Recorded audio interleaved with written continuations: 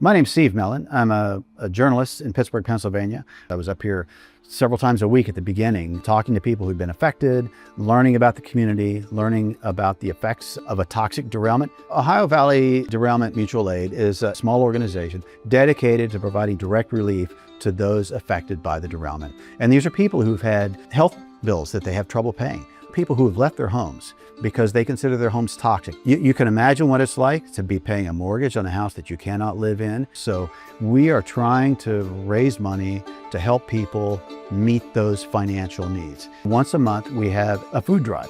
We bring food from Pittsburgh, food from restaurants, donated food from grocery stores. We bring that to Darlington, just outside of the East Palestine area. Also, we've arranged on at least 3 or 4 occasions now for a trauma specialist to come to the community and talk to people about what they've experienced. There's an educational aspect of what we do too. We've had George Thompson, a toxicologist, give a very detailed presentation based on his research about what was unleashed in the derailment, what chemicals were unleashed and where they went, and the effects that those can have on your body. When I first heard about the fires here in East Palestine, I just watched the news reports, and every night I would watch and see what they had to say about East Palestine. And then I heard that they had lifted the evacuation order within just days. I think it was 5 days.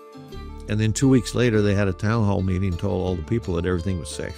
And as a toxicologist, I knew that couldn't be true because I knew that they couldn't have done testing in 2 weeks.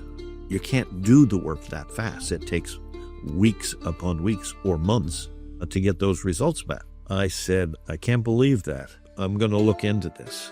This could happen, it literally could happen to anybody. And we know from other places where this has happened that you really are on your own. No government agency is going to come in to save you. The companies are going to find a way to release themselves from responsibility. We've seen this over and over and over again. I don't feel anything has yet to come of the situation that makes any of us feel our concerns and questions have been addressed. If we are not willing to fight for our communities, towns, region, and river valley, why would anybody else?